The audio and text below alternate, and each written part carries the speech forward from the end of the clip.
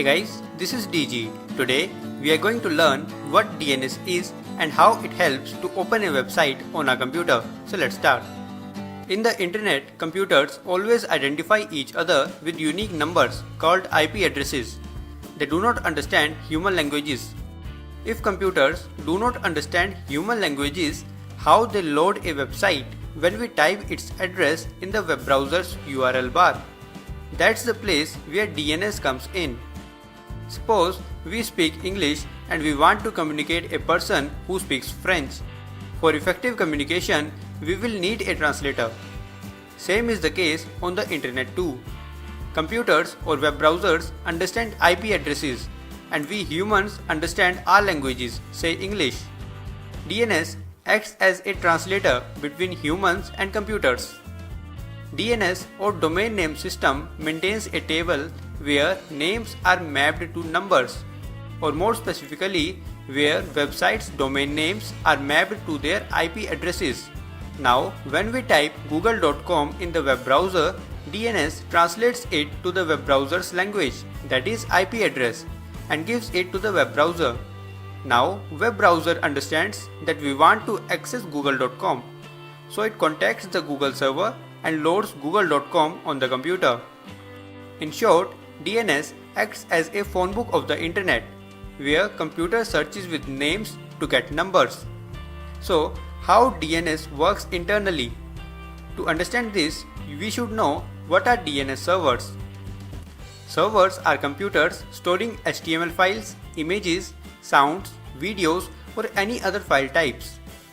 Servers that work together to provide IP address of the requested website to the web browser are called DNS servers. There are 4 types of DNS servers: DNS recursive resolver or DNS resolver, root name server, top level domain or TLD name server, and authoritative name server. DNS resolver is provided by the internet service provider. It connects the web browser of our computer to the DNS name servers. There are 13 sets of root name servers, logically named as letter.root-servers.net, where letter ranges from A to M, and are operated by 12 different organizations. Each set has a number of servers placed around the world. An informational page exists for all root name servers at address letter.root-servers.org, where letter ranges from A to M, except G. For G, this is the home page address. Details of all root name servers can be found in the website www.root-servers.org. TLD name server stores the information of all domains sharing a common domain extension. For example, .com TLD name server stores the information of all websites ending with .com extension.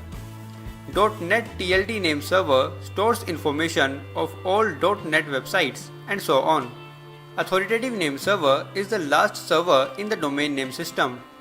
It stores the IP address of the requested website. Authoritative name server for a website can be found with these CMD commands. Open CMD and type nslookup, hit enter. Set query equals ns and hit enter. Then type the domain name, hit enter. You will be able to see the authoritative name servers. One is master and the other is slave.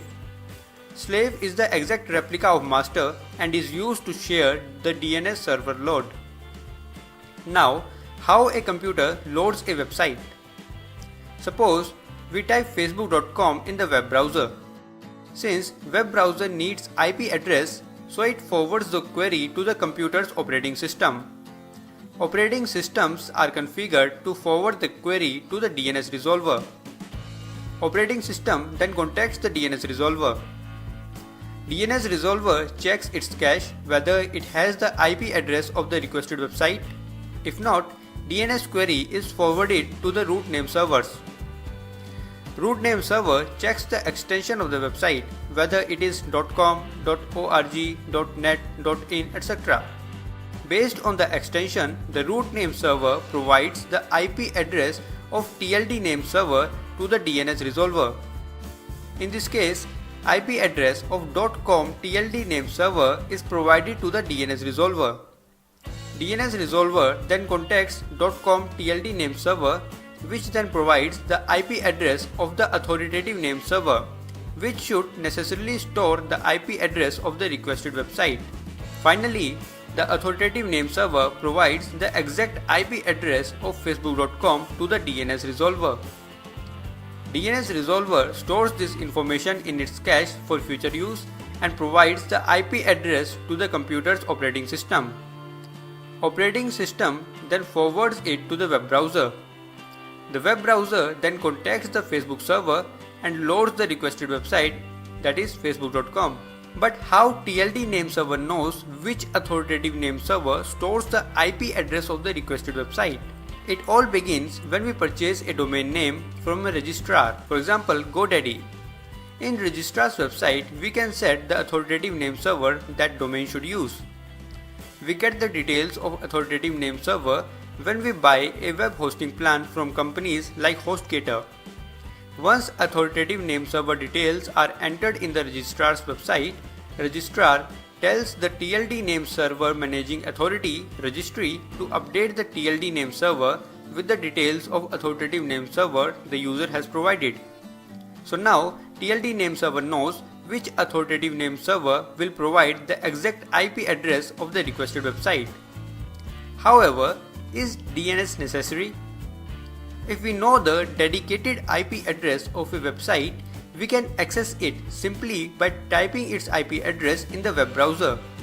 In such cases, DNS will not play any role because we already know the IP address of the website. However, as the number of websites increases, it becomes difficult to remember the IP addresses. So, DNS servers eliminate the need for humans to memorize these complex IP addresses. The only thing we need to memorize is the domain names, which are easier to remember. If you have learned something from this video, then please like this video. Share this video so that more people can learn. Subscribe to Tech Terms if you want to learn more and turn the notification icon on. Thanks for watching.